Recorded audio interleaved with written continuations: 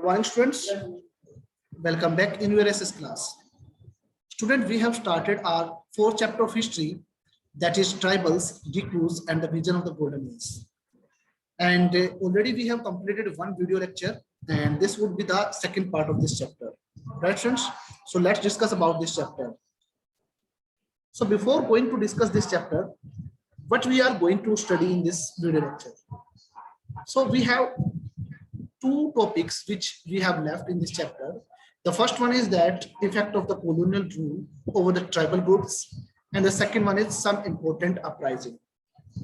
Student, in the previous video lecture, I have told you that the colonial government, whenever the colonial government it was established in India, so the tribal people, they were affected in a very bad manner. The tribal people, they before the you can say that before the British rule, the tribal people have their own way to live. They are totally different from the other society, and they never want that some other person would interfere in their matters. This was the things, right, students? Now, British government, whenever British government established its rule over India, it has started a lot of act. And you can say it has implemented a lot of Forest Act also, which influenced the tribal people in a very low.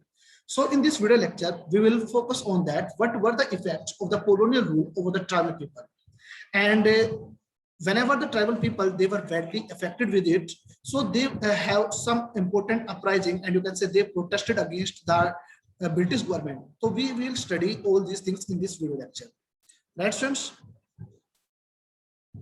So first of all, we have one question, that how did the life of colonial rule they affect the tribal lives? Means किस प्रकार से colonial rule ने tribal people के जीवन को प्रभावित किया?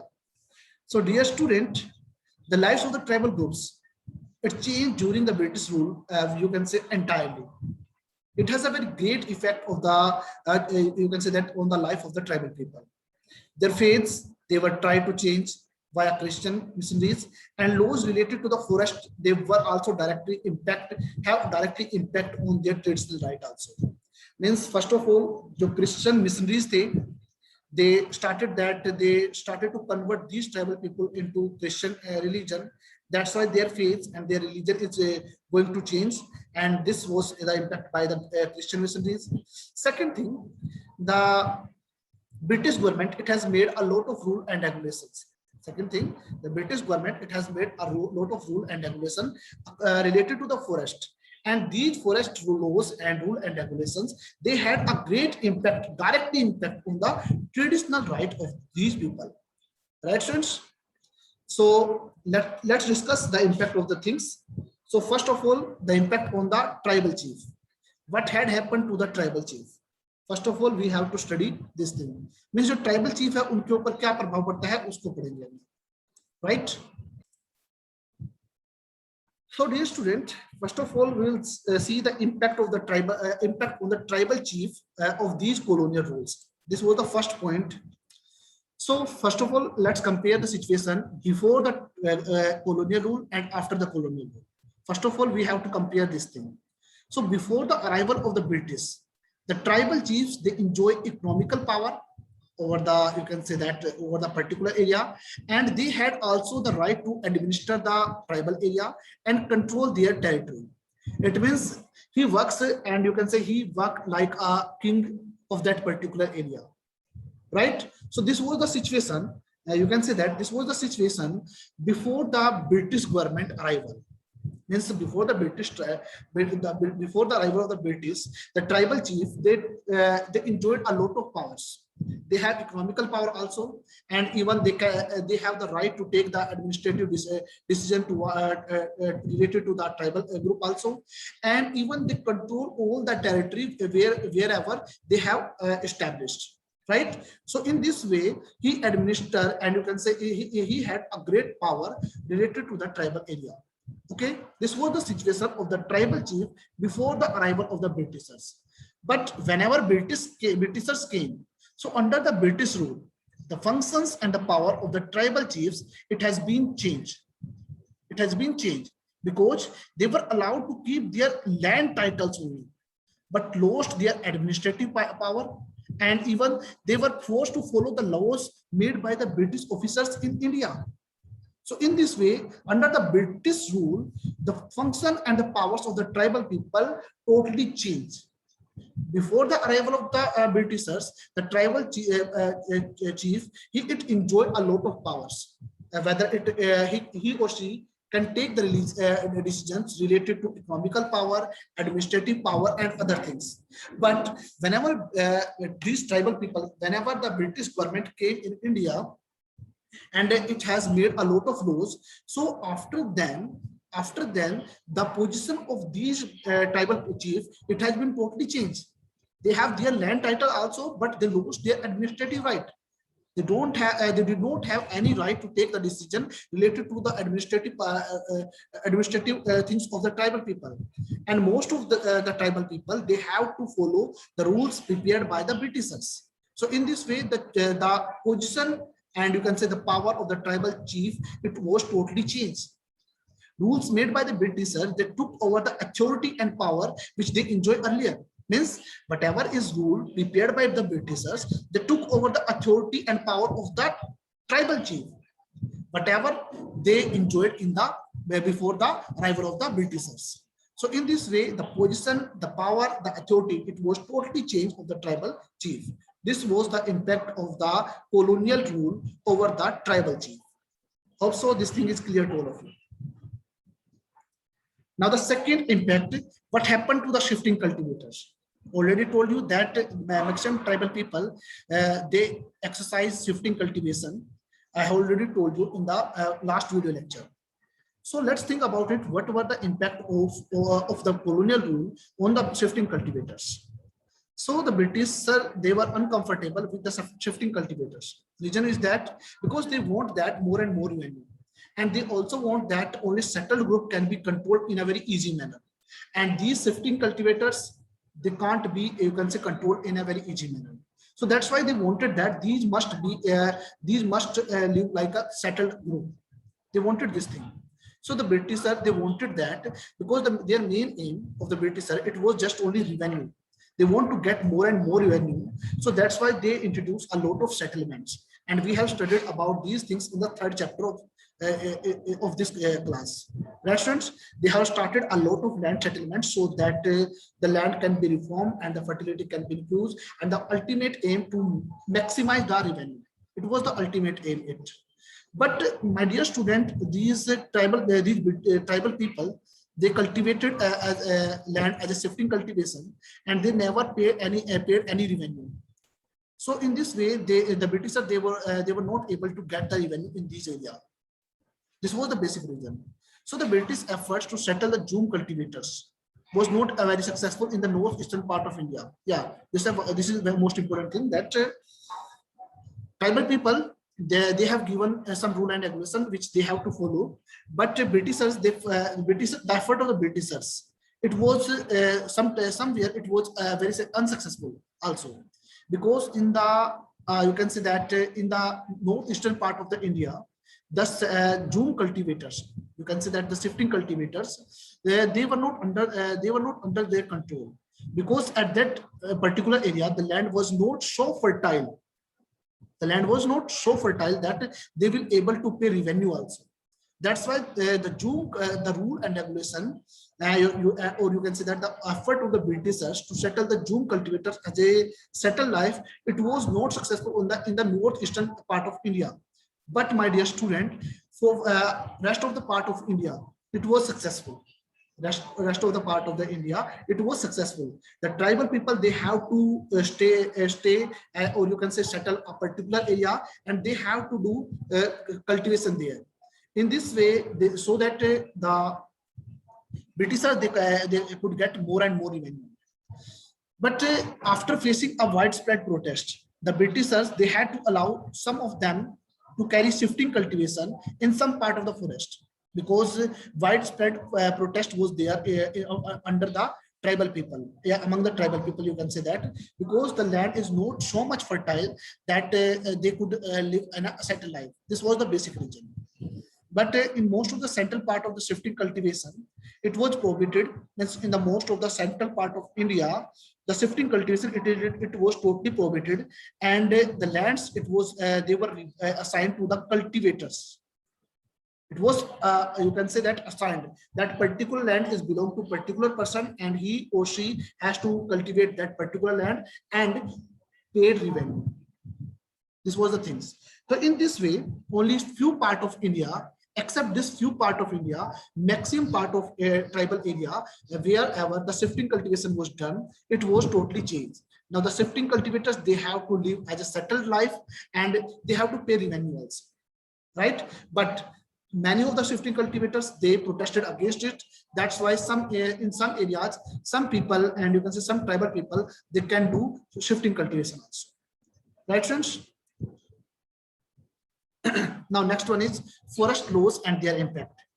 So dear student, whenever Britishers saw this thing, that these forests, they provide valuable timbers to them, and this would be very beneficial for them. So that's why they prepared a lot of Forest Act. And according to these Forest Act, they categorize the forest into different categories, like reserve forest, permanent forest, uncultivated, unclassed forest. In this way, they divided forest into different categories. But dear student, if we think about the life of the tribal groups, it was directly connected to these forests, because they have to entirely depend on the forest for their livelihood and for other things also. Right, students? So if the British government made any such law, it means it has directly impact on the life of the tribal people. So when the British extended their control over all the forest, when the British extended their control over all the forest, they declared them as a state property. So these impacted the tribal the life of the tribal group in a very bad manner. Reason is that because they have classified the forest areas into different parts. The first part is reserve forest. Now reserve forest, they were producing a lot of valuable timber to the Britishers, and they can get a huge profit from it. So the tribal people, they were not allowed to enter these areas. The tribal people, they were not able to enter in these areas. If they were not able to enter in these areas, then how can they earn their livelihood? This was the basic thing. And in the reserve forest, people were not allowed to move freely, and Zoom cultivation, it was totally banned in these areas. Zoom cultivation थी, it means shifting cultivation थी, वो totally banned कर दी गई. So that's why the Forest Act, it has a direct impact on the on the life of the tribal people, and it was totally bad impact. It was totally bad impact. So that's why many of the tribal people, they protested against the colonial forest acts and laws. Right, friends? Now the problem with the trades. During the 19th century, tribal groups, they found the traders and the money lenders were coming into forest and offering cash loans to the tribal people and asking them to work for wages. This led to the trapping of the tribal in the vicious cycle of the debt trap. And this would increase the misery of their life also. Means whenever the British came in India, so in the 19th century, during the 19th century, most of the traders and the money lenders, they came to tribal areas. They came to the tribal areas and they provide them cash that they have to work for them. And if any person took the loan, it means that person, he or she is going to tap with the vicious cycle of the debt. So that's why their life becomes so miserable. I have already told you in the second chapter that the Indian articles, they had a great demand in the European market. So Indian silk, it was having a great demand in the European market during the 18th century, right? The Santhal of the Hazaribagh, they reared the cocoons. The traders spent in their agents who gave loans to the tribal people and collected the cocoons here. But whatever the wages is given to these tribal people, it is very low. It is very low. They were not able to fulfill their basic needs also. So that's why they have to face a lot of problem there. The coconuts were exported to the Vrindavan and Gaya to sold at 5 times of the price. So this was the basic thing. So and even if you think about different crops, they were also grown by the tribal people, and they were taken over by the traders at lesser price, and they were sold in the market at higher price. So that's why this left the tribal people to live only, you can say that, little wages. This was the basic thing, because the Britishers, the traders, the merchants, they earn a lot of profit, but the wages and the amount, whatever is given to the tribal people, it was totally, you can say that, very less. So that's why they have to, they have the misery of their life, it has been increased. It has been increased. This was the main things, right? So when tribal people, they found that they were not able to fulfill their basic needs, so that's why they have to move another areas. They have to move another areas so that they can they could get a good work, and they can get good you can say that good salary also, and good wages also.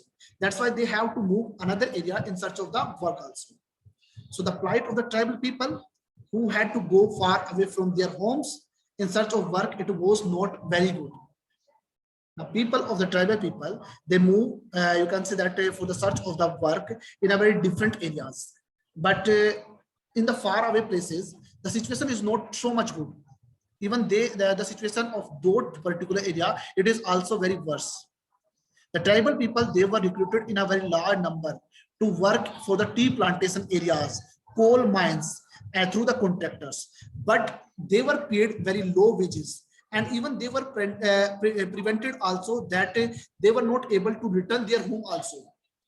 So that's why the situation of these tribal people, whenever they went outside of their home, they had to go outside of the home. Whenever they went there, the situation was not good. Their situation was even worse at that place also. Means here I want to tell you this thing, that whenever the tribal people, the suffering of the tribal people, it was increased due to the colonial rule. It was increased. But my dear student, they moved from they left that particular area, they left this forest area, and they moved towards the other areas like cities and other things. But there they work, they were recruited in a very large number to work in the tea plantation areas and the coal mines also, and they were recruited by the contractor also. That's why these contractors, they paid them very low wages, and even they have one problem also. They were bound in particular areas. They were not able to leave that particular areas and return to home. So that's why their situation was totally, you can say that, problematic. Right, students? So let's take a closer look, and you can say that we will take a case study about the tribal people. The tribal groups, they rebelled in a different part of the country against the changes in the laws and restrictions on their practice, and the new taxes, whatever they have to pay, and exploitation by the trader and merchant money lenders. So that's why the tribal people, they rebelled in a different part of the country. Some of the important uprising tribals are, first, for example, Pole uprising. It is in 1831 to 1832. Santhal also uprised against Britishers. It is in 1855. Munda uprising, it is from 1895 to 1900, and Bustard uprising, it is from 1910. So these were the most important tribal groups uprising. These were happened in different part of the country, in India also. So now we have to discuss Birsa Munda. It is a case study in your book also. We have discussed about Birsa Munda, a little thing in the beginning of the chapter also. So a movement began under the leadership of Birsa Munda against the Britishers. The British officers, they were worried, as the political aim of the Birsa movement, it was to drive out the missionaries and money lenders also, and you can say Hindu landlord and government, and set up a Munda Raj with Birsa at its head, you can say that. Means जो British officers थे वो worried थे, क्यों थे? क्योंकि जो tribal people थे, इनका मुख्य उद्देश्य क्या था? To drive out the missionaries. It means whatever the Christian missionaries came in India, and they were trying to convert their religion, so they must be drive out. They must be gone out from the country. Money lenders, they were protest were against there also, and even Hindu landlords and other government officials also. They want that there must be Munda Raj, whatever the areas in which they were living, that in that particular Raj, Munda Raj must be there, and the head must be there, Birsa Munda. So in 1895, Birsa Munda, he was arrested, but he was released in 1897. He toured the village to gather the support also, and he urged people to destroy the Ravana. Here, Ravana, it means Dikus, it means these European people, and he wanted to establish a kingdom under his leadership. It means he wanted to establish Munda Raj in that particular area. But in 1900, Birsa Munda, he was died due to of cholera, and the movement was faded out. It means the movement was, you can say that, slowed down. Right, students? But the movement was also, you can say that, slowed down, and you can say it was also ended, but it has a great effect over there, that particular area. It forced the colonial government to make laws so that the land of the tribal people could not be taken away easily by the other person. It means by the decrees. First of all, the colonial government, it had to make some laws related to this. Second thing, it showed the capacity of the tribal people to protest and to show their anger against the injustice. And they did this by inventing their own way and symbols also. It means that the tribal people have the capacity to protest against them, against any type of injustice also. It also shows this thing. So the uprising, which was started by the Birsa Munda, it has great impact over the, you can say that, over the particular area. Even the colonial government had to make some changes in their laws also, so that the tribal people, the land of the tribal people could not be taken away. Right, friends? So it has a great impact. So dear student, from my side, it's over. I hope this concept is clear to all of you. So I'll see you in the next video. Thank you. Have a nice day.